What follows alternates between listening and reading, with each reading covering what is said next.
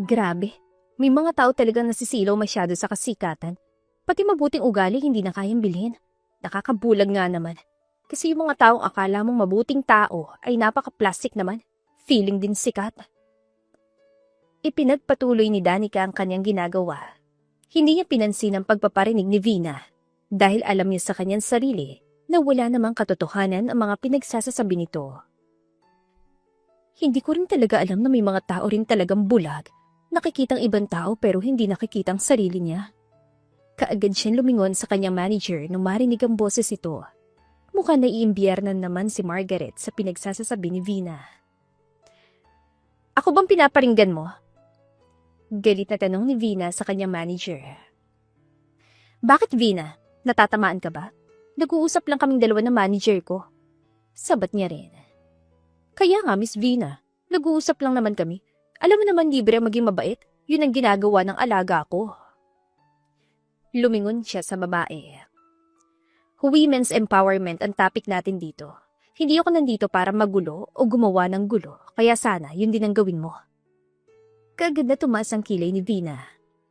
Hindi rin naman ako nandito para sayangin ang oras ko sa inyong dalawa. Excuse me, hindi ako ganong kababa para makipag-away. Hindi kita ka-level. Wala nakikipag-away sa'yo dito. Bakit parang ikaw pa tong trigger na trigger?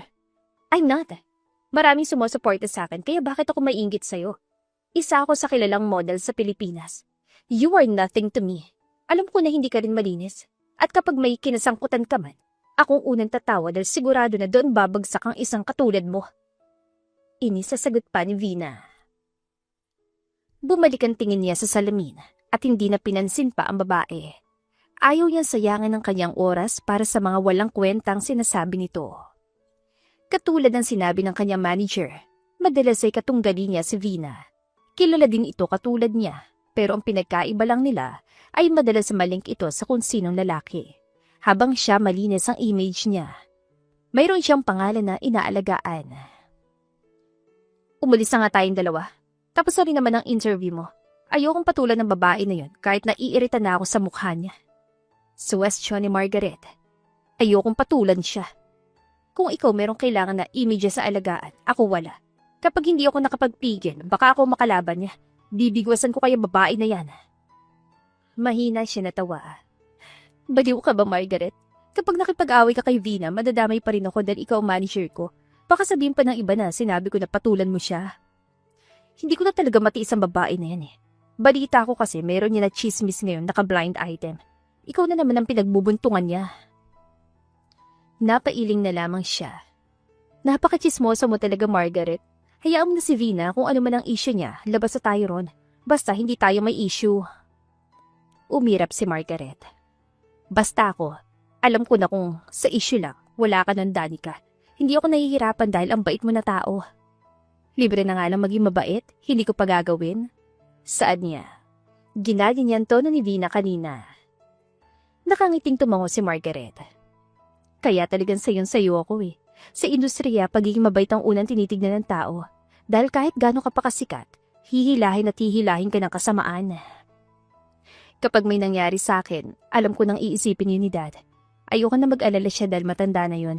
Ayoko rin na madamay pang pamilya ko sa kung ano man na gulong pwedeng kasangkutan ko.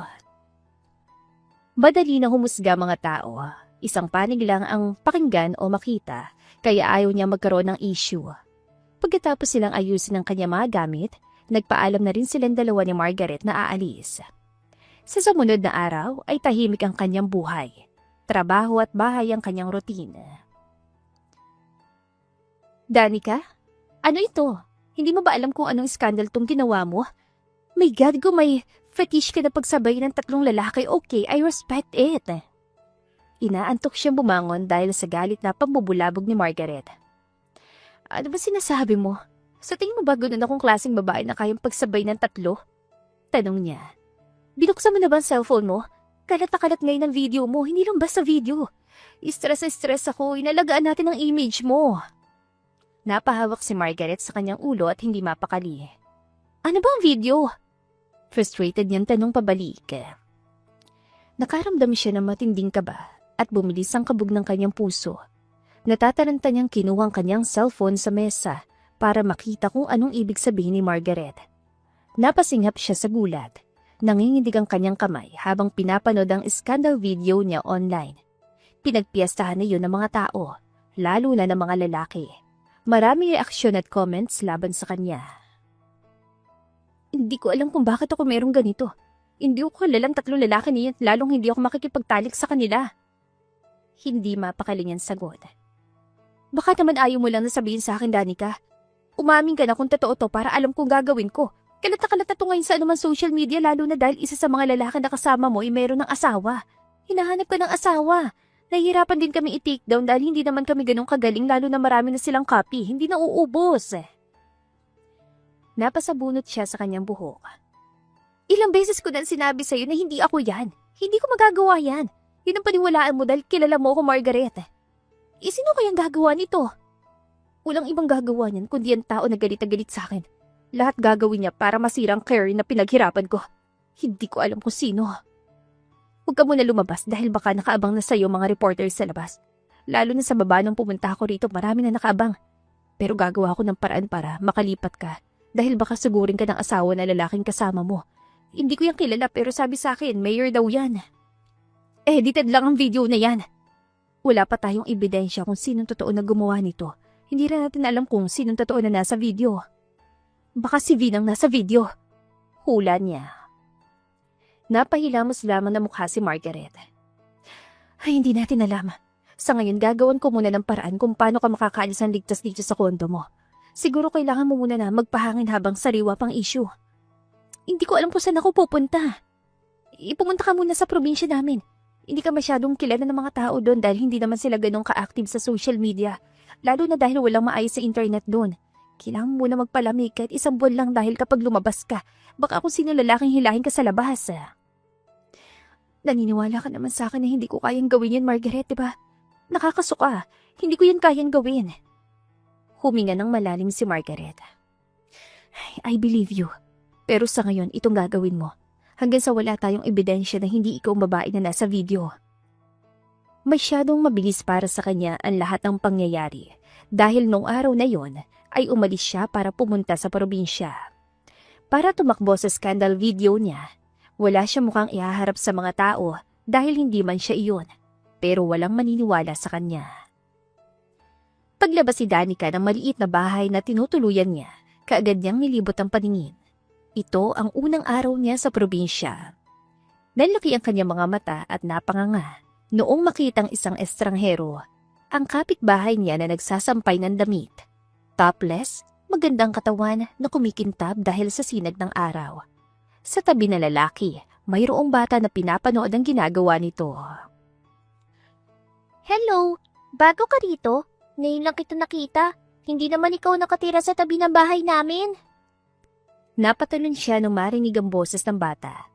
Hindi niya namalaya na matagal na siya nakatitig sa lalaki. Hindi niya napansin na nilapitan siya nito. Napakurap siya dahil sa hiyang nararamdaman. Bago tumango sa bata. Oo, kakalipat ko lang kahapon. Tumango ito. Kaya siguro hindi ka pamilyar sa akin. Anak, sino kausap mo? Nahihiya siyang ngumiti nang sumulpot din ang lalaki kanina na tinitignan niya sa kanyang harapan. Napakakisig talaga nitong lalaki. Matangkad, pwede nang itapat sa mga model sa Manila. Good morning.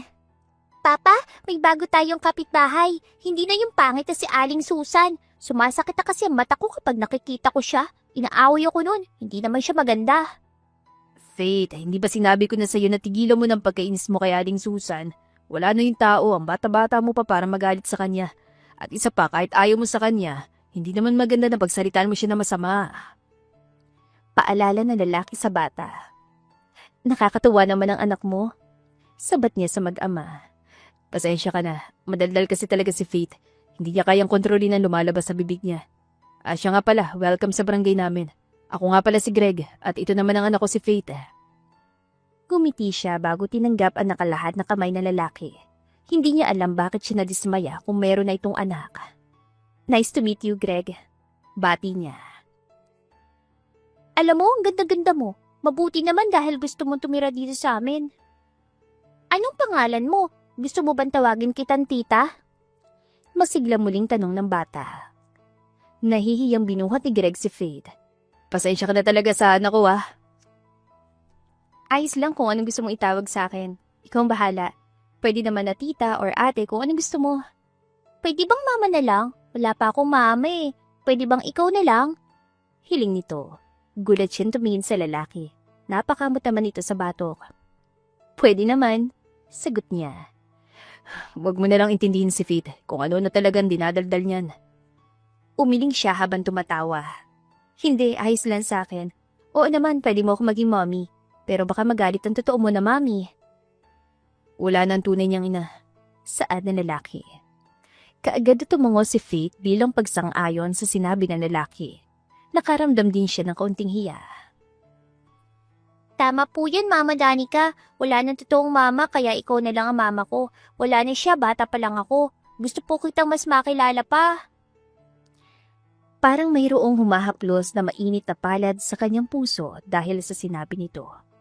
Naranasan din niya lumaki na walang ina dahil nung pinapanganak siya, namatay ito. Pareho sila ni Faith na pinagdaanan. Silang dalawa na lamang ng kanyang ama ang magkasama. Pansamantala lang naman ako nandito, pero habang nandito ako, pwede mo ako maging mommy. Hindi ko rin naman alam kung saan ako magsisimula ngayon. Wala pa ako masyadong kilala dito sa inyo. Pwede ka na ba lumipat sa bahay namin? Kasi yung mga magulang dapat sa isang bahay lang nakatira. Kung ikaw mami ko, dapat kasama mong asawa at anak mo. Ang pamilya dapat hindi naghihiwalay. Pareho silang dalawa ng lalaki na nasa mid dahil sa sinabi ni Faith. Winagayway niya ang kanyang kamay sa ere. Hindi ko naman na kailangan na lumipat sa bahay niyo dahil magkatabi na rin naman ang bahay natin. At isa pa, hindi niya alam ang susunod niyang sasabihin at kung paano ipapaliwanag yun sa bata. Anak, hindi naman kailangan na lumipat pa sa bahay natin ng mama mo. Kung pwede kang mama ko, kiss mo nga papa ko? Masayang sabi ni Faith bigla. Ilang beses siyang umubos sa gulat. Si Greg naman sinaway ulit ang kanyang anak. Faith, halika na sa loob. Kung ano-anong sinasabi mo sa kapitbahay natin, hindi ko naman itinuturo sa'yo. Masaya akong makilala ka, Mami Danica. Pahabol na sigaw ni Faith habang nakasilip sa balikat ng lalaki. Mamaya kung gusto mo, sumabay ka na sa amin na magtanghalian. Ipagluluto kita. Kami lang naman ang anak kong kakain. Alok ni Greg. Kagad niyang tinanggap dahil wala rin naman siya mga pagkain na lulutuin pa. Sumunod na araw, hindi na si Danica nakatiis. Nagpasya siyang humingi ng tulong sa lalaki na mamili na mga gamit at pagkain niya. Hindi naman araw-araw ay pwede siya makikain sa mag-ama. Akmang kakatok pa lamang siya, ngunit naunang bumukas ang pinto.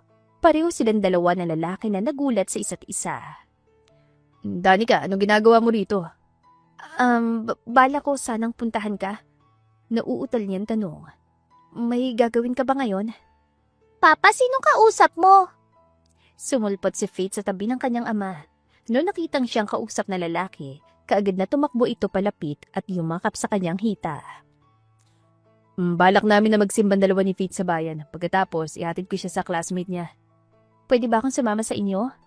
Siyempre naman, Mama. Pwedeng-pwede ka na sumama sa amin. Ang tawag doon, family bonding. Tinuro yun ng teacher ko, kaya bawal sabihin na mali. Sagot ni Faith. Pwede mo ba akong samahan na mamili pagkatapos? Hindi ko pa alam ang mga bilihan dito sa inyo Nag-aalangan pa niya Saad pero nilakasan niyang kanyang loob. Oo naman, ipapasyal din kita sa bayan para sa susunod. Alam mo kung saan ka pupunta. Sagot ni Faith. Thank you, Greg. Masayang Saad niya.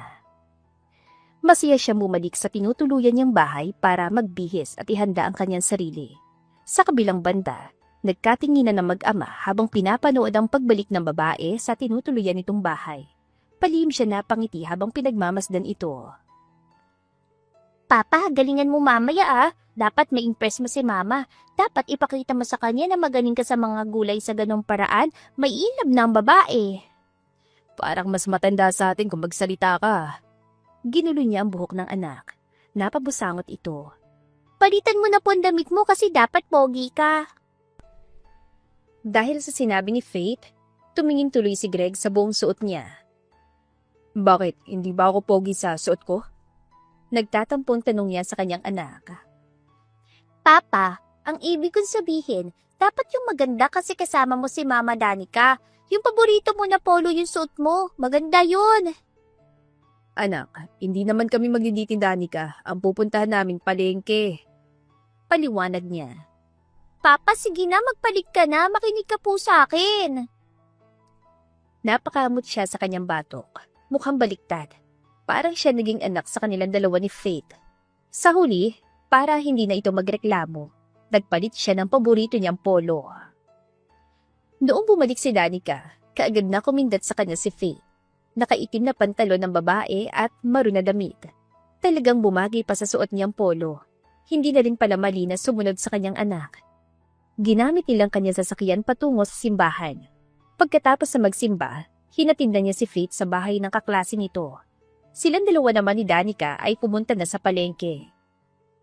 Nakatanaw lamang si Danica sa labas habang patungo sila sa bayan para magsimba. Natutulog sa hita niya si Faith. Mukhang inaantok pa ito. At si Greg naman nasa unahan dahil ito ang kanilang driver. Para tuloy talaga silang totoong pamilya. Katulad ng kanilang plano, pagkatapos magsimba, hinatid nila si Faith. Pagkatapos ay silang dalawa na lalaki ang nagtungo sa palengke. Hindi ka ba sanay na pumunta sa palengke?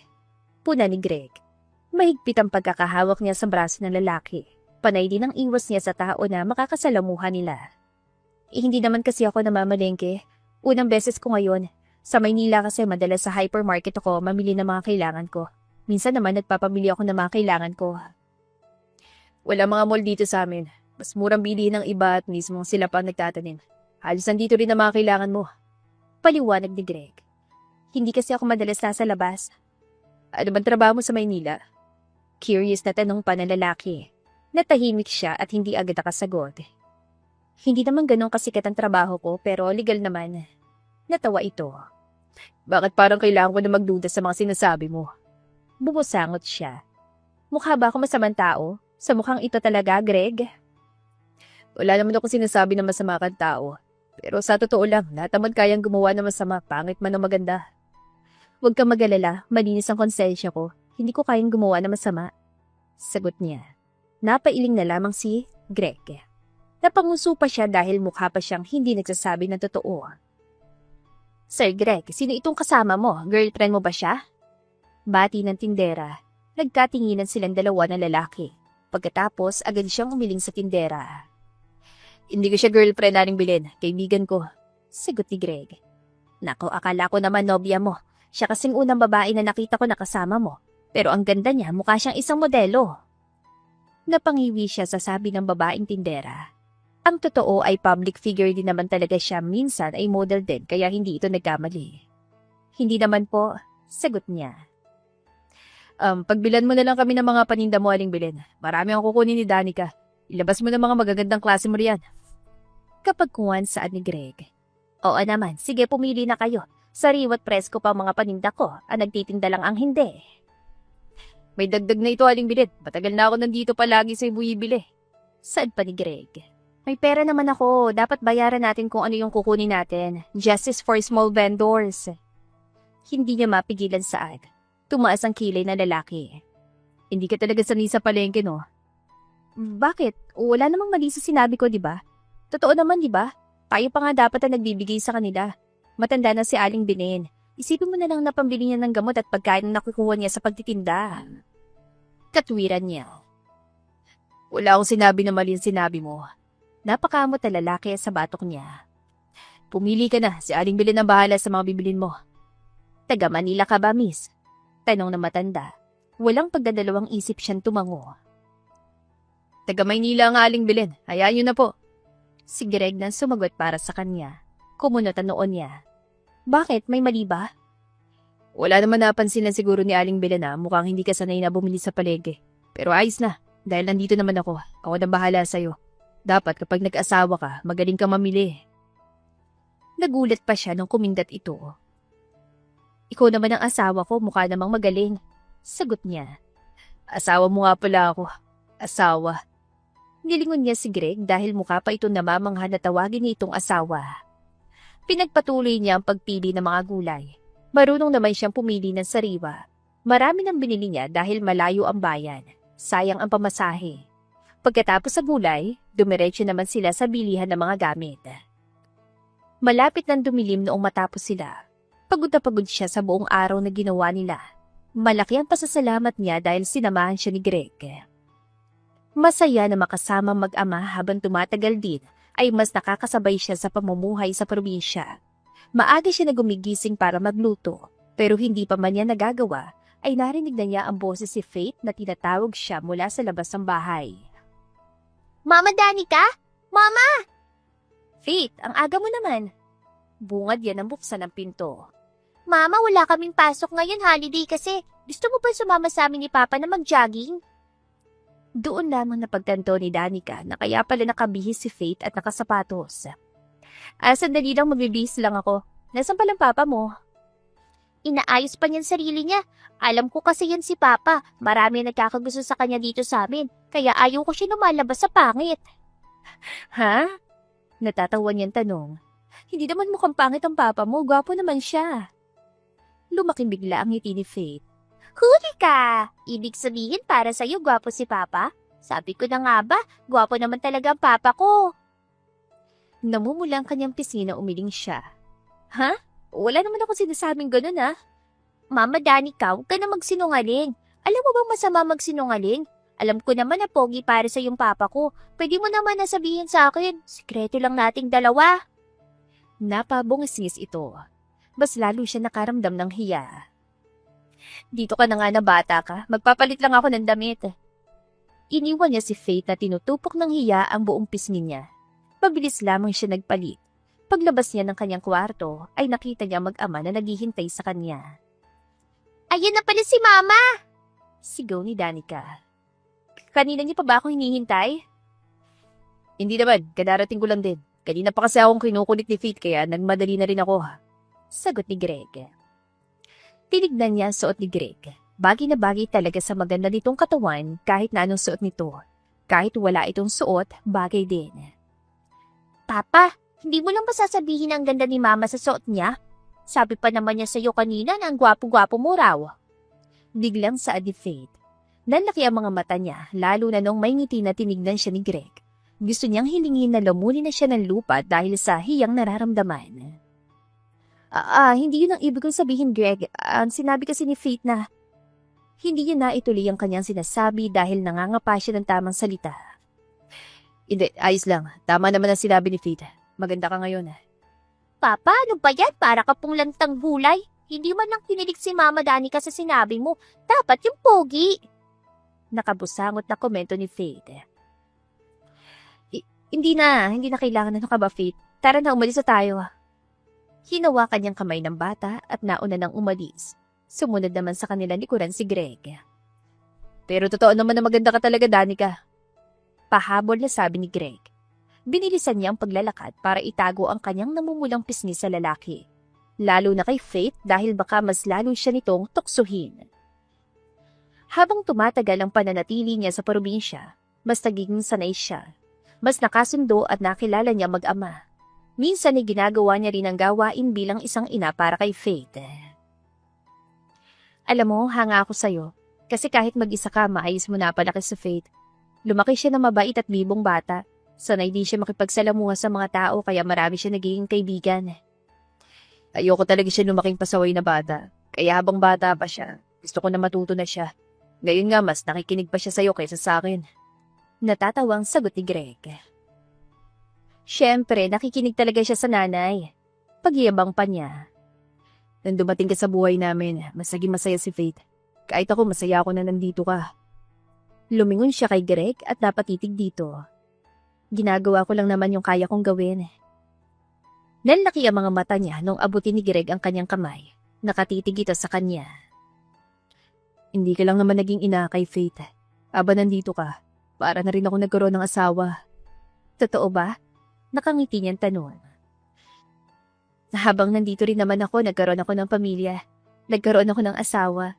Ang saya pala dito sa inyo. Sana noon pa ako pumunta rito.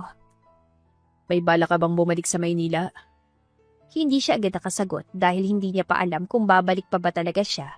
Pero kailangan niyang bumalik dahil hindi habang buhay kaya niyang takasan at pagtaguan ang problema niya.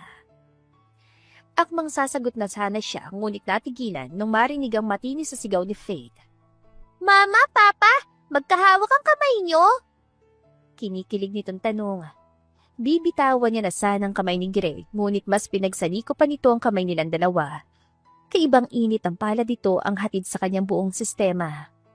Habang tumatagal, mas nagiging malinaw kung ano ang sagot niya sa tanong kung babalik pa ba siya sa Maynila. Gusto niyang manatili dito sa probinsya kasamang kanyang mag-ama. Malaki ang ngiti niya bitbit ang pagkain na hinanda niya. Sumilip si Danica sa loob ng classroom.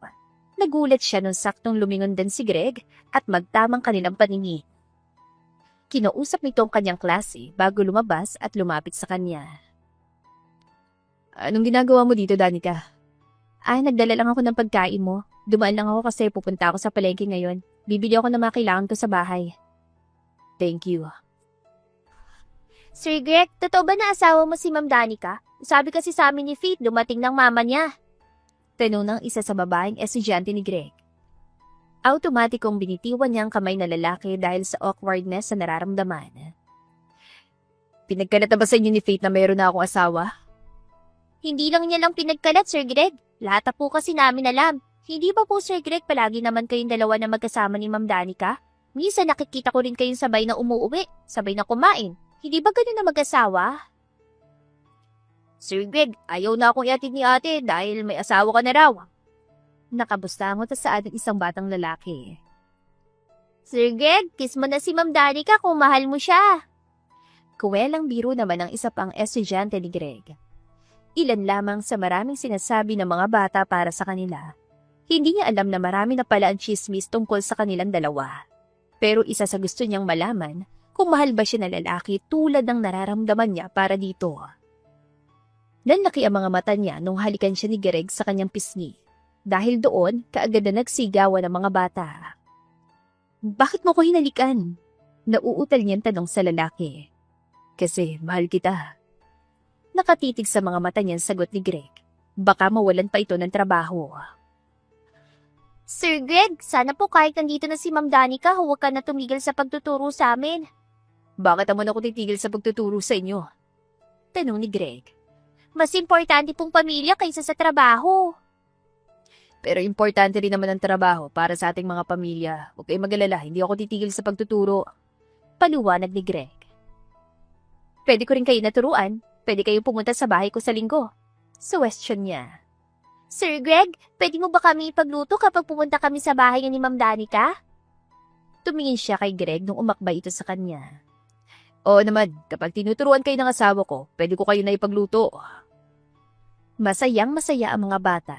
Noong sila na lamang na dalawa, kaagad niyang kinumpronta si Greg.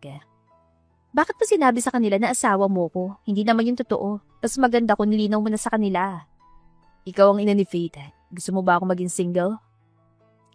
Single ka naman talaga. Paano pa ako niyan maghahanap ng pwedeng maging asawa dito sa inyo kung ginawa mo na akong asawa mo? Tagumpay itong umiti. Mas mabuti nga pala na sinabi ni Faith na mag-asawa na tayong dalawa para wala na sa yung popormang lalaki. Bumusangot na lamang siya. Paano pa ako magkakaroon ng asawa kung sinabi mo na sa lahat na asawa mo ko? Kawawa naman ang mga babae na nakaabang sa'yo dahil asawa na kita. Mas lalong lumaki ang ngisi sa labi ni Greg. Ang yabang naman ni Mrs. Alfredo. Hindi sa pangyayabang, Greg. Kay Faith lang ako may pananagutan. Hindi ka nakasama ron. Kumbaga ako, parenting lang tayong dalawa. Dahil anak ko si Faith, mas may responsibilidad ako sa kanya. Paano naman yung responsibilidad mo sa ama? Imbis sa sagutin ng lalaki, hinampas niya ang balikat ito. Pag-iisipan ko pa kung may responsibilidad ba ako sa'yo. Bakit naman wala? Akala ko ba asawa kita? Sir, tapos na po ang break time. Tama na po sa harutan niyo ni Ma'am Danica. Hindi ba sabi mo sa amin tuturuan mo kami na yumaman sa TLE? Inosenteng singit ng isa sa babae niyang estudyante. Napakamot sa batok si Greg. Nung umiti siya bilang paalam, kaagad itong tumango. Pasensya na kayo, hindi ko na namalayan ng oras. Tawagin mo na mga classmates mo dahil magsisimula na tayo. Kumuway siya sa mga bata bago tuluyang umalis ng classroom. Ganito ang takbo ng buhay niya habang nandito siya. Isa sa mga dahilan kung bakit gusto niyang manatili. Masaya at kontento siya sa ganito. Isang gabi habang pauwi silang dalawa na lalaki, bumalik ang takot ng kanyang nararamdaman dahil may nakakilala na sa kanya. Uy, kilala ko to. Masayang sigaw ng isang tambay. Nagulat siya nung hawakan ng lalaki ang kanyang braso. Mabuti na lamang mabilis ang galaw ni Greg. Tinabing nito ang kamay ng lalaki, dinala siya sa likod nito. Anong ginagawa mo? Hindi ka pwedeng basta nalang hahawak sa tao. Galit itong puna. Bakit? Ano mo ba babae na yan? Siya yung babaeng viral na may kasama ng 3 lalaki. Bakit, miss? Magkano ba para kami naman ng mga kaibigan ko? Hindi natapos sa lalaki ang balak nitong sabihin nang suntukin ito ni Greg. Hindi na niya napigilan ang kanyang mga luha. Greg, tama na. Umalis na tayo. Awat niya sa lalaki dahil galit na galit itong pinagsusuntukan tambay. Kapag hindi ka pa tumigil, hindi lang suntok ang matatanggap mo mula sa akin. Binabalaan kita. Bakit? Girlfriend mo ba siya? Sigurado ka bang malinis siya? Napatili siya nang muli na naman suntukin ni Greg ang lalaki. Gago ka. Sinabi ko na sa'yo tumigil ka na. Gamit ang kanyang buong lakas, hinila niya si Greg palayo sa mga lalaki. Mabuti na lamang mayroon din na tumulong at umawat. Nung makalayo sila, umiiyak na niyakap niya ito. Bakit mo ginawa yun? Alam mo naman na bawal yung gawin yun lalo na dahil teacher ka. Paano kung mayroong magreklamo? Baka mawalan ka pa ng trabaho. Bakit hindi ko gagawin yun kung binabastos ka nila? Hindi ko pwedeng hayaan ka nila na bastusin ng mga lalaking yun. Oo, pero hindi niya naituloy ang kanyang gustong sabihin dahil natatakot siyang malaman ng lalaki na mayroon siyang iskandala. Kahit papigilan mo ko, Danica, hindi ako magdadalawang isip na suntukin o ipagtanggol ka. Apan nandito ako, asawa kita. Walang pwedeng manakit sa'yo. Wala silang karapatan na bastusin ka. Natigilan siya at matagal na napatitig sa lalaki. Seryoso ang mukha nito, bakas pa rin ang galit. Thank you, Greg. Kahit pinipigilan kita na makipag-away, sobrang thankful ko pa rin na ipinagtanggol mo ko sa mga lalaki na yun. Nag-aalala lang talaga ako para sa'yo. Malumanay niyan sa Ada. Ano bang ibig nilang sabihin? Tanong ni Greg. Umuwi na tayo. Alam ko na naghihintay na si Faith. Kailangan din natin nagamutin ang sagugat mo. Dahil bukas haharap ka sa mga bata tapos sasabihin mo na huwag sila makipag-away. Ewan ko lang kung maniwala pa sila. Pagbabago niya sa usapan. Mahinang natawa si Greg sa kanyang tinuran. Tara na, hawakan mong kamay ko. Baka may bigla na naman lalaki na lumapit sa'yo. Salamat, Superman. Nakangiti niya sagot. Nandito lang ako para ipagtanggol ka, Danica. Di naman talagang gagawin ng isang asawa lalo na sa nambabaso sa misis niya. Trabaho ko rin ang protektahan ng pamilya natin. Nakaramdam siya ng guilt dahil natatakot siyang malaman ni Greg na kaya siya nandito sa probinsya ay dahil mayroon siyang tinatakbuhan. Mabuti na rin talaga na walang internet sa barangay nila kaya hindi nito alam. Noong makabalik sila sa bahay, kaagad na sumalubong si Faith. Saan kayo nagpunta? Nag-date ba kayo? Bakit di niyo ako sinama? Reklamo ni Faith. Hindi naman kami nag-date, may pinuntahan lang kaming dalawa. Hindi ba, Greg? Nilingon niya ang lalaki. Bakit may sugat si Papa? Nagsuntukan ba kayong dalawa? Oh, wala ito, Faith. Hindi kami nagsuntukan ng mama mo at lalo nang hindi ko kayang manakit ang babae. Hindi naman kami nag-away dahil kung magkagalit kami dalawa, hindi ko hawak ang kamay niya na uuwi sa kabilang bahay ako. Tigdag niya. Mama, sana kahit mag-away kayong dalawa, huwag kang aalis. Huwag mo kaming iwan na dalawa ni Papa. Ayoko na bumalik ka pa sa Manila at mawala ka sa tabi namin. Saan mo naman nakuha yan? Tanong ni Greg. Lumapit ito kay Faith at binuhat. Inabot naman ng bata ang kanyang kamay kaya lumapit siya sa mag-ama. Hindi ba sinabi mo na babalik ka rin naman sa Maynila? Pansamantala ka lang dito, baka iwan mo rin kami ni Papa. Hindi naman kita iiwan. Paninigurado niya. Pangako mo yan, Danica. Makahulugan saan ni Greg. Ngumiti siya. Ramdam niya ang kirot ng kanyang dibdib habang pinapanood ang mag-ama. Hindi niya kayang umalis at iwan ang dalawa. Grabe ang backlash sa kanya ng skandal. Pero nung dumating siya sa probinsya na ito nagkaroon siya ng panibagong pag-asa at pamilya. Natatakot siyang hindi maintindihan at tanggapin ng mag-ama kung malaman nila. Ngayon pa kung kailan na siya masaya. Faith, kunin mo na ang emergency kit sa kwarto. Kailangan natin nagamutin ang sugat ng papa mo. Baka bukas magayan sa school. Si Papa kasi sabi bawal ang basag ulo. Ang ginawa basag mukha. Mga matanda nga naman ang hirap-hirap maintindihan. Puna ni Faith habang palis ito. Si Faith talaga. Kanino kaya yung nagmana sa pagiging madaldal? Kung magsalita para mas matanda pa sa ating dalawa. Natatawang puna niya. Madaldal ba ako? Puro naman kabutihan ang tinuro ko sa kanya nung bata pa siya. Siguro sa paligid niya nakuha, pero kapag sa akin, nakikinig naman siya. Kapag sa akin, hindi na siya nakikinig dahil alam niyang kakampi mo siya. Hindi na yata akong papa niya dahil mas mahal ka na niya. Reklamo pa ni Greg. Magkaiba lang tayo magmahal, Greg. Ako ba? Mahal mo ko? Seryosong tanong nito. Hindi siya agad nakasagot. Habang nandito siya, hindi lamang siya nagkaroon ng pamilya. Natuto rin siyang magmahal. Hindi lang pala trabaho ang magpapasaya sa kanya, pati din ang mahulog sa isang lalaki. Ikaw ba? Mahal mo ba ako? Tanong niya pabalik. Mahal kita. Yan ang totoo, Danica. Simula na makilala kita, hindi ko alam kung kailan nagsimula pero nalaman ko na lang. Masaya ako na makasama kayo. Kahit nung una na hindi niyo pa naman ako kilala ay buong puso niyo akong tinanggap. Hindi mo pa sinasagot ang tanong ko, Danica. Imbes na sumagot, lumapit siya sa lalaki at hinalikan ito sa labi. Sapat na ba yun na sagot sa tanong mo? Natawa na parang baliw si Greg. Napasimangot naman siya. Bakit ka tumatawa? May nakakatawa ba sa sinabi ko? Pagkatapos ko magtapat sa'yo, tatawanan mo lang ako? Nakakainis ka na, Greg. Hindi, wala. Mas mahal kita, Danica, kung alam mo lang. Mahal ko kayong dalawa ni Faith at kayong buhay ko. Kaya galit na galit ako kanina nung may nampaso sa'yo. Alam ko na hindi ka ganong klase ng babae. Hindi mo kayang gawin ang mga sinasabi nila sa'yo. Sumandal si Danica sa balikat na lalaki. Ilang minuto na ganoon ang kanilang pwesto habang nag-uusap. Tinapos niya rin nagamutin ang sugat nito. Kinabukasan, katulad ng palagi niyang ginagawa, ay dinalhan niya ng pagkain si Greg sa school. Ngunit bago pa man siya makarating, naririnig niya ang ilang bulong-bulungan patungkol sa kanya. Hindi ba siya yung babae na nasa video? Ang sexy-sexy niya pala sa personal. Mukhang hindi kaya siyang 1,000 ko. Kutis pala, mukhang mamahalin. Balita ko, nakipag-away raw si Greg dahil sa kanya. Mukhang na-inlove din. Ganyan ba naman kasi kaganda? Pwede naman sabay kayong dalawa. Nakaya niya nga yung 3 na sa video eh. Kantsaw pa ng isang lalaki. Mas binilisan niya ang paglalakad. Pinigilan niya ang kanyang mga luha na bumagsak. Natatakot siya na malaman ni Greg. Nang dumating siya sa school ay saktong lunchtime. Nung makita siya ni Greg ay agad itong lumapit. Ano nangyari? Bakit ganyan ang mukha mo? Nag-aalalang tanong na lalaki. Mabilis siyang umiling bilang tugon. Wala. Sinusubukan ko lang umacting. Hindi pala bagay sa akin dahil mukha akong pinagbagsakan ng langit at lupa. Sigurado ka ba? Tumango siya. Oo naman. Dinala ko lang pala yung pagkain niyo ni Faith. Uuwi na rin ako. Kumain ka na marami at huwag kang magpapagutom. Ingat ka. Mas lalong bumakas ang pag-aalala sa mukha ni Greg dahil sa mga binitiwan niyang salita.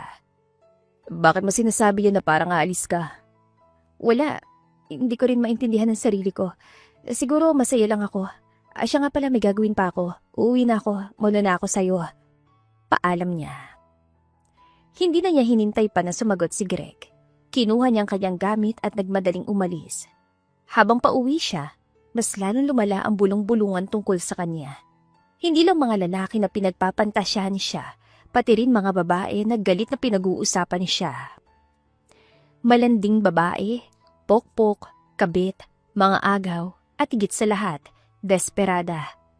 Nung makarating siya sa kanyang bahay, umiiyak na tinawagan niyang kanyang manager. Ilang ring bago ito sumagot. Margaret, kailangan mo na akong sunduin dito. Ayoko na pinag-uusapan nila ako sa bagay na hindi ko naman ginawa. Babalik na ako sa Maynila. Ayoko na madamay pa si Greg at Faith dahil sa skandal na yan. Matagal na katahimikan bago sumagot si Margaret sa kabilang linya. O sige, magpapadala ako ng susundo sa'yo. Malapit na rin naming makuha kung sinong nag-upload ng video. Akala ko habang nandito ako matatakasan ko na. Masaya na ako nandito pero hindi yun mangyayari ng tuluyan ko nandyan pa rin yan. Kung alam mo lang, marami na nakansel mo na kontrata. Mas lumago naman at dumami ang mga endorsement ni Vina. Sigurado baka na talaga ito ng impacta na yun. Huwag ko lang talagang malaman na siya may kagagawa na lahat ng ito. Dahil ipabalik ko sa kanyang kahihiyan na binigay niya sa akin. Hindi ako magiging mabait kapag nalaman kong totoo. Kung madumi siya maglaro, mas madumi kong ibabalik sa kanya. Humigpit ang pagkakahawak niya sa kanyang cellphone. O sige, magkita na lang tayo ditong dalawa. Na-text ko na rin ang driver na susundo sa'yo. Huwag ka nang umiyak, Danica. Iintayin ko na lang na dumating ang susundo sa akin. Mag-aayos na ako ng mga gamit ko. Malungkot niyan sagot. Sabihin mo ba sa mag-ama mo? Alam ko na nag-aalala ka para sa kanila pero mag-aalala naman sila sa'yo kung aalis ka na hindi nagpapaalam. Baka mas hindi ako makaalis kung magpapaalam pa ako sa kanila. Kapag nasa Manila na ako, saka ako sasabihin ng dahilan ko. Ayoko rin na isipin pa ni Greg yun. Huminga ng malalim sa kabilang linya si Margaret. Ay, kung yan ang desisyon mo, wala naman akong magagawa. Alam mo na hindi kita pinapangunahan sa personal mo na buhay. Mahal na mahal ko mag-ama ko. Siguro kung meron ng magandang naidulot ang isyo ko, yun ay nakilala ko silang mag-ama. Kung hindi siya tumakas, pupunta siya dito sa probinsya para magtagos sa mapanghusgang mata ng mga tao. Hindi sila magkikita at hindi niya makikilala sina Greg at Faith. Bago pa man dumating si Greg, ay dumating na ang driver na susundo sa kanya, kaya hindi na sila nagpang-abot. Nag-iwan siya ng sulat sa loob ng bahay ng mag-ama. Umiiyak na umalis. Dahil eroplano ang ginamit niya, mabilis siya nakarating sa Manila. Sa isang property ni Margaret siya tumuloy pansamantala. Doon na rin sila nagplano ng kanilang gagawin. Ilang araw na rin simula nung umalis sila. Danica, hindi ko alam kung paano niya nakuha ang number ko pero ilang beses na akong tinatawagan ng asawa mo. May mga message din siya sa akin. Gulat ni Danica na tinignan ng kanya manager. Tinatawagan ka ni Greg? Ano sinabi niya? Ano pa sasabihin niya? Kung nasaan ka raw at bakit bigla kang umalis? Gusto ko makausap dahil hindi raw makontak ang cellphone mo. Alam na siguro niya. Malungkot niyan sa Ada. Ay, stress na talaga ako, Danica. Pagkatapos ito, deserve ko rin na mag-unwind para may maganda namang pumasok sa utak ko. Siyempre naman, kailangan na rin natin tong matapos dahil kailangan ko pa silang balikan. Natinggilan bigla si Margaret dahil sa sinabi niya, kaya agad siya nagtaka. Bakit? May problema na naman ba? Hindi ko pala nasabi sa'yo na binigay ko kay Greg ang address natin. Pakapuntahan ka niya. Bago pa man siya makasagot, ay saktong narinig nila ang tunog ng doorbell. Narinig niya rin ang sigaw ni Greg mula sa labas ng bahay. Noong lumabas siya ng bahay, agad na nagtamang kanilang mga mata ni Greg. Greg, anong ginagawa mo dito? Ako dapat ang magtanong kung anong ginagawa mo rito. May pangako kang binitawan sa amin, tapos uuwi kami na wala ka na. Ayokong hilahin sa issue na kinakaharap ko ngayon. Simula nung pumasok ka sa buhay namin, involved na kami sa'yo. Bakit hindi mo sinabi sa akin? Alam ko na hindi mo yun kayang gawin. Sabi ko naman sa'yo, di ba? Naniniwala kami sa'yo ni Faith. Naisip ko na kung mananatili pa ako sa inyo, baka mapahama kayo. Ayoko nang bumalik ako kung hindi ko na ito naaayos. Ayoko rin na umuwi na hindi ka kasama. May pangako ko kay Faith na babalik ako, kasamang mama niya. Hindi ko pwedeng hayaan ang asawa ko na harapin ang lahat ng mga bati ko sa mga tao sa kanya na mag-isa. Puno ng senseridad na saan ni Greg. Naglakad siya papalapit sa lalaki at pagkatapos mahigpit itong niyakap. Hindi niya alam kung anong ginawa niya para maging deserving para sa mag-ama. Pero malaki ang pasasalamat niya dahil nandito ito. Paano ng pagtuturo mo? Paano na si Faith? Sino kasama niya sa probinsya habang nandito ka? Huwag mong isipin yun. Nasa maayos sa kalagayan si Faith ngayon. Bago ko umalis, pangako ko na babalik ako kasama na kita. Pinunasan nito ang mga luha niya. Sinabi niya rin sa akin na huwag ka na malungkot. Dahil sa sinabi mo, namiss ko tuloy ang anak ko. Hindi ka na ngayon mag-isa, Danica. Kasama mo kami ni Faith na haharapin to. Ipapakita natin sa kanila na hindi yun totoo. Hindi kayo titigil hanggat hindi lumalabas ang totoo. Nakausap ko na rin ang kaibigan ko ang abogado. Kapag nalaman natin at nakuha mga ebidensya, sigurado na makukulong siya. Tumango siya. Habang nag-iimbestiga sila, ay nanatili si Greg. Marami itong mga kakilalang nakatulong sa kanila para mas mapadali na malaman ang totoo. Para rin makita ang totoong video, hindi ang edited version gamit ang mukha niya.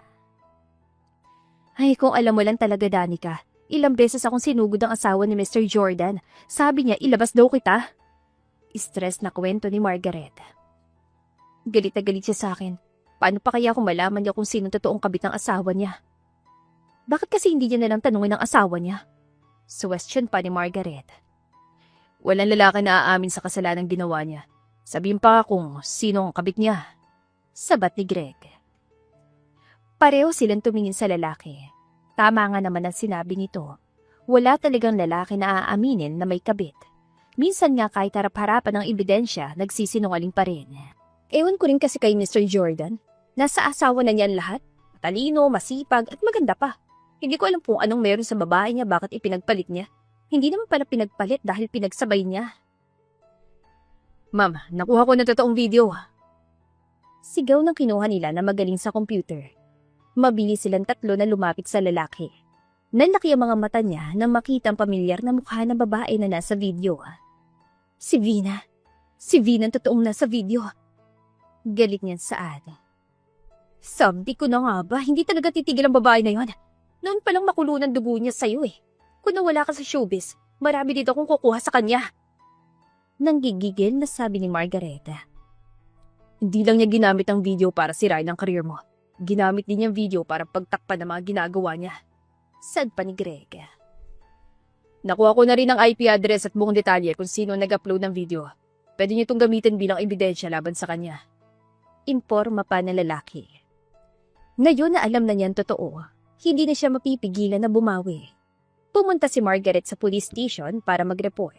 Pinuntahan niya si Vina para kumprontahin ito. Nung bumukas ang pinto, agad niyang sinalubong ng isang malakas na sampal si Vina. Gulat na napahawak ito sa pisngi habang nakatingin sa kanya. Akala mo ba hindi ko malalaman ng totoo? Napakadumi mong maglaro, Vina. Hindi ako nakikipagkompetensya sa'yo. Ilusyon mo lang ang lahat na may kaaway ka. Naiinggit ka ni dahil hindi na ibibigay sa iyong atensyon na nakukuha ko. Pinaghirapan ko yun lahat para sirain mo lang. Galit na galit niyan sa Ada. Hindi ko alam ang sinasabi mo, Danica. Kapag hindi ka umalis sa bahay ko, tatawag ako ng pulis.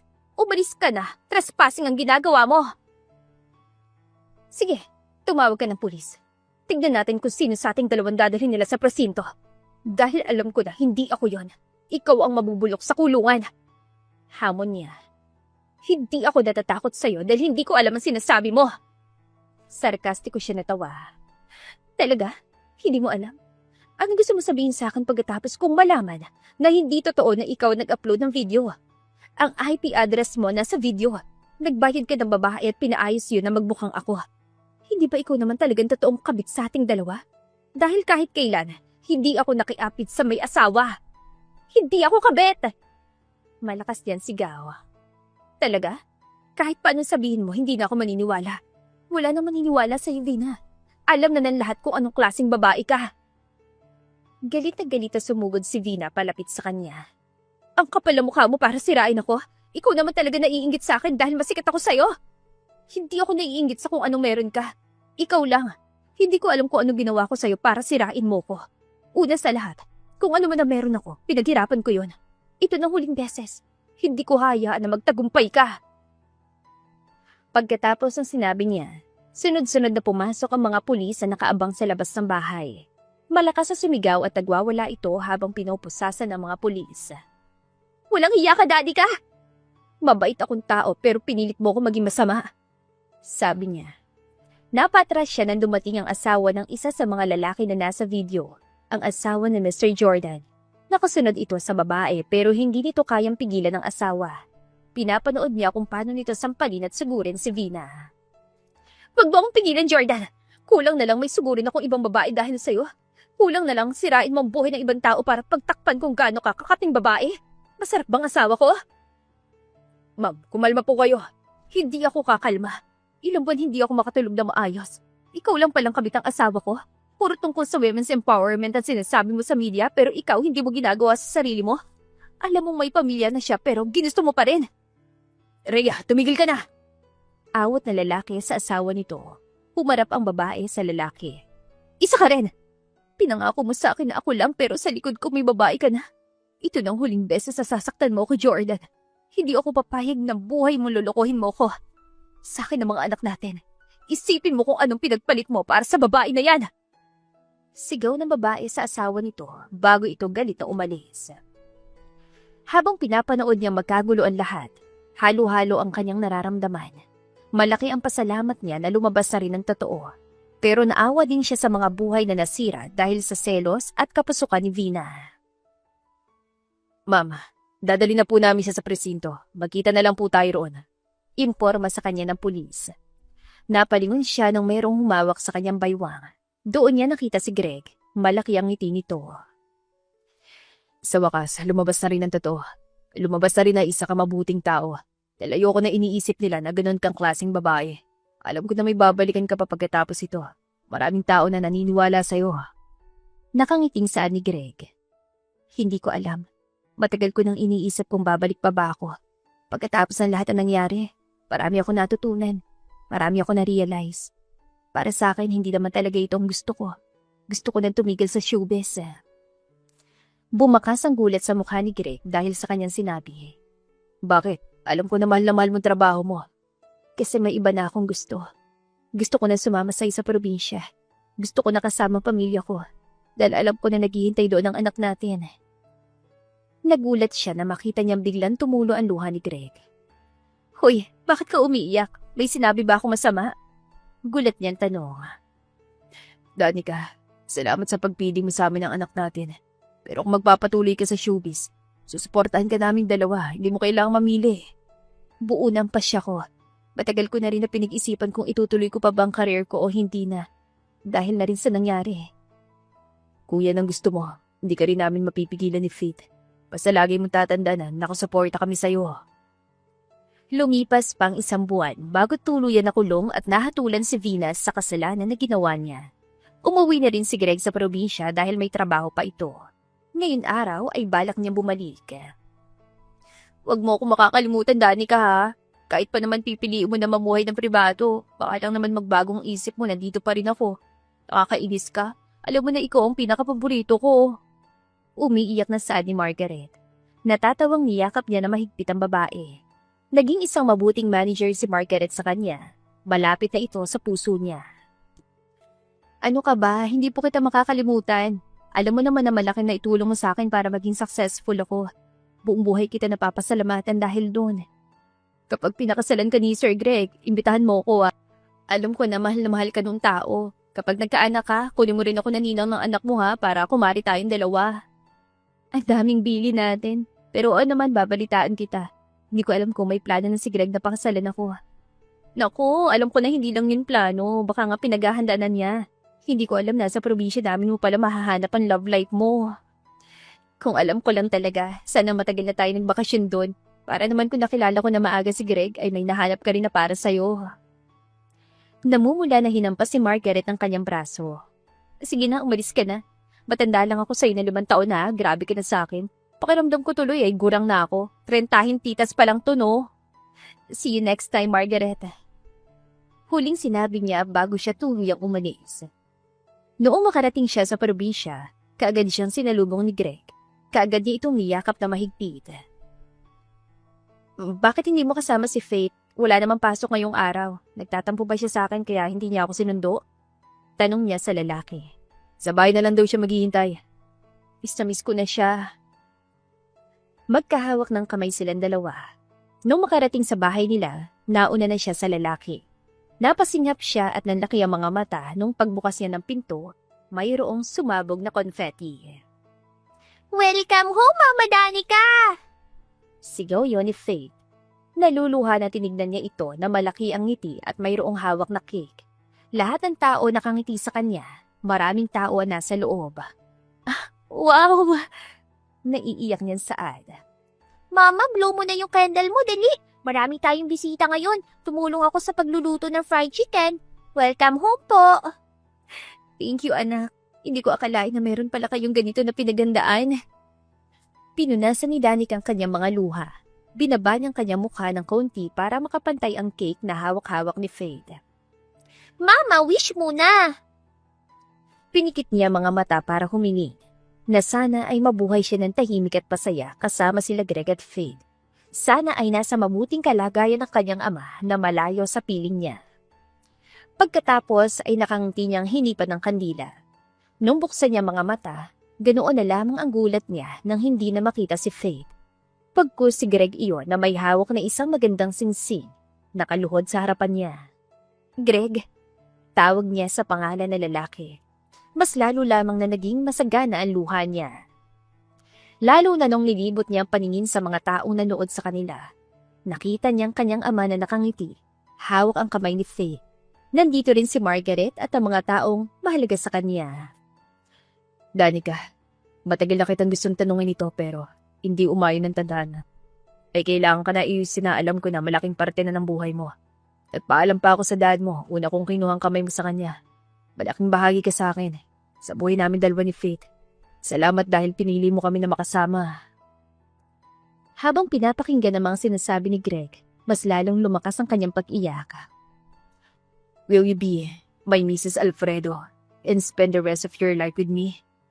Matamis na tanong ni Greg. Walang pagdadalawang isip siyang tumango. Oo naman. I want to be with you for the rest of my life. Dahan-dahan na sinuot ni Greg ang singsing sa kanyang daliri. Pagkatapos, tumayo ito at mahigpit siya ni Yakap. Naghiyawan at nagpalakpakan ng mga tao sa paligid nilang dalawa. Mayroon din na nagsaboy ng mga bulaklaka. Hindi mo alam kung gaano mo ako pinasaya. Masayang sabi niya habang yakap si Greg. Yun naman talaga ang goal, pasayahin ka. Pagkatapos na nangyari, deserve mong maging masaya. Humiwalay silang dalawa sa pagkakayakap nang marinig niya ang tikhim mula sa kanyang tabi. Kaagad niya niyakap ang ama nung makita niya ito. Papa, miss na kita. Kumusta ka na po? Kaagad siyang tumakbo at mahigpitan niyakap ang ama. Huwag mo kong alalahanin, Danica. Ayos lang ako. Masaya ako ng unika iha ko malapit ang magpakasal. Parang noon lang karga-karga pa kita. Pero ngayon, mas lalo ko na-realize na malaki ka na nga talaga. Pagkatapos ng sinabi nito ay bumaling ito kay Greg. Greg, alagaan mo anak ko Katulad ang pangako mo sa akin. Matanda na ako pero kung sasaktan mo lang siya, ako nang mag-aalaga sa kanya. Napakahalaga sa akin ni Danica. Kaya sana mahalaga din sa iyong anak ko. Huwag po kayo mag-alala, Uncle Henry. Dahil hindi ko kayo bibiguin. Tutuparin ko pong pinag-usapan nating dalawa. Anong pinag-usapan niyo? Singit niyang tanong. Usapan lalaki lamang yun, Danica. Hindi mo na kailangang malaman. Wala ka naman dapat ipagilala sa pinag-usapan namin dalawa nitong nobyo mo. Tama sinabi na Uncle Henry. Para sa amin na lang yun. Pangako ko yun sa kanya. Tumango siya at hindi na nagpumilit pa na malaman kung ano ang pangako ni Greg sa kanyang ama. Alam naman niyang hindi niya yun ikakasama. Ikaw ang isang tao na hindi ko inaasahan na nandito, Dad. Alam mo naman na miss na kita. Tinawagan ako ni Greg kaya naman nagpahatid ako dito sa probinsya. Hindi naman pwede na wala ako rito. Gusto ko na makita kung paano mag-propose itong si Greg. Niyakap niya ang braso ni Greg. Pagkatapos nakausapin ng kanyang ama, ay sunod naman niyang nilapitan si Faith. Faith, kumusta ka na? Sumimangot si Faith bigla. Sabi mo, hindi mo kami iiwan ni Papa. Bakit ka umalis na hindi sa amin sinasabi? Hindi naman ako sasama kasi, hindi ba? Mahal ang pamasahe. Nagtatampo ka ba sa akin? Malambing niyang tanong muli. Siyempre, hindi po. Miss kita ng sobre eh. Humalakak siya nung dambayin siya ng mahigpit na yakap ni Faith.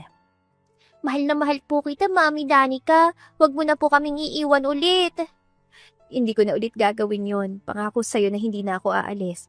Dito na ako titira kasamang papa mo.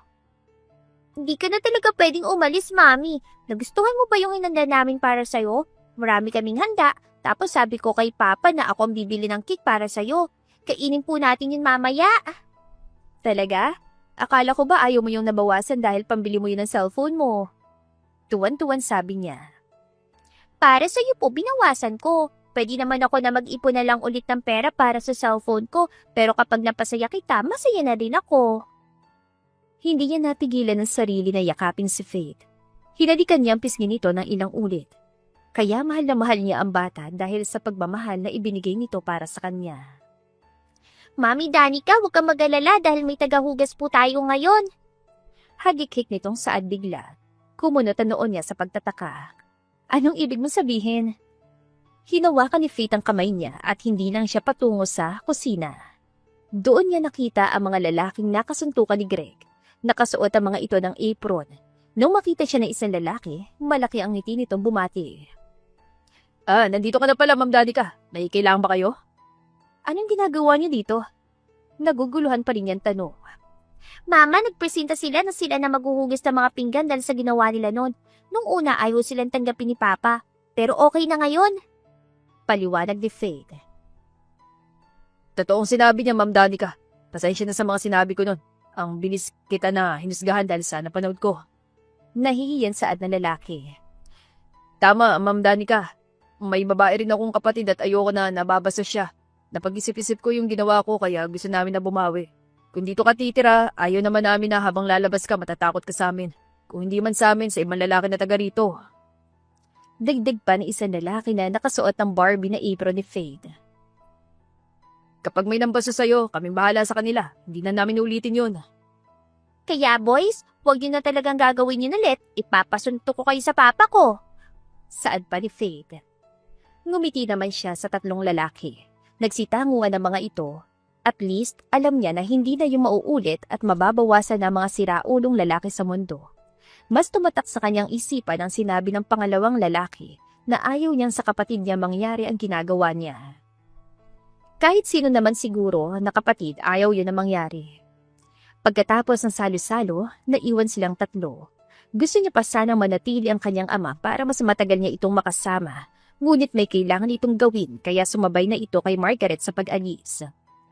Ang pagbalik niya sa probinsya ay panibagong simula ng yugto ng kanyang buhay. Simula na mas tahimik pero masaya. Isang buwan lamang ang paghahanda ng kasal nilang dalawa ni Greg. Nakasuot siya ngayon ng kanyang wedding gown at naghihintay sa pagbukas ng pinto. Noong tuluyan ang bumukas ng pinto, dahan-dahan ang kanyang bawat hakbang. Nung magkalapit silang dalawa ni Greg, kaagad niyang hinawakan ang kamay nito. Ang ganda mo, Danica. Nakangiting saad na lalaki, bakas ang pagmamahal sa mga mata nito. Ang pogi mo rin.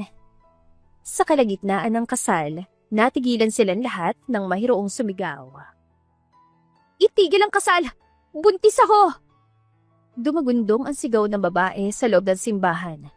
Gulat siya napalingon sa pintuan. Nakitang isang babae na malaki ang tiyan na umiiyak. Anong ibig sabihin nito? Gulat niyan tanong kay Greg. Hindi ko siya kilala, Danica. Hindi mo rin siya kilala pero nabuntis mo siya. Huwag mo akong gawing tanga, Greg.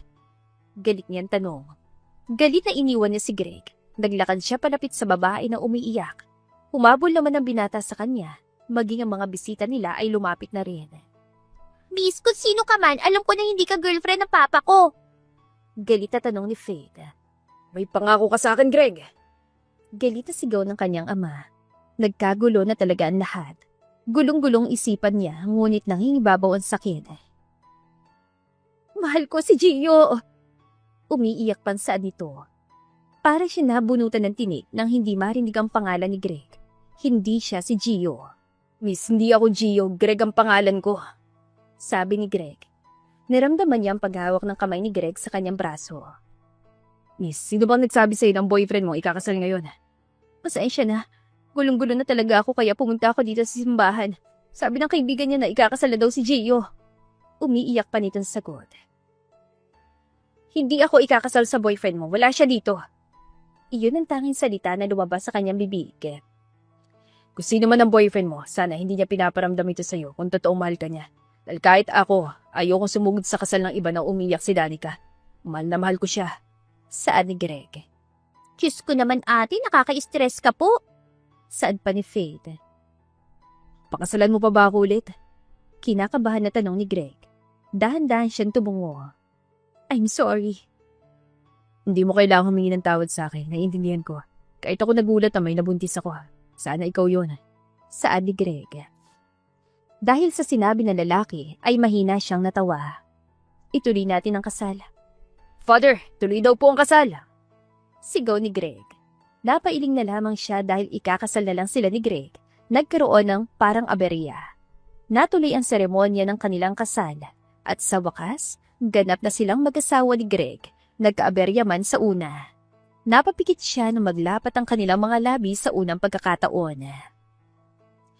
Mahal na mahal kita, Danica. Ikaw lang babaeng mamahalin ko. Hindi kita papalitan. Dahil pangarap ko na bumuo na isang malaking pamilya kasama mo.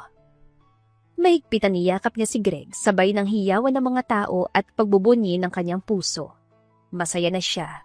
Hindi sa industriyang puno ng mata ng mga taong hindi niya kilala. Ngunit sa pribadong buhay na punong-puno ng pagmamahal, nahanap niyang kanyang happy ending. Walang lihim na habang buhay may itatago at matatakasan. Matakot na mga manloloko at higit sa lahat, huwag gawing hobby ang magkaroon ng kabit. Dapat ay maging kontento tayo. Walang kasiguraduhan sa mundong ito. Pero kung magiging totoo tayo, walang dapat na ikatakot. At dito na po nagtatapos ang ating kwentong pag-ibig. Maraming salamat po sa pakikinig. To God be the highest glory. Hanggang sa muli. Paalam!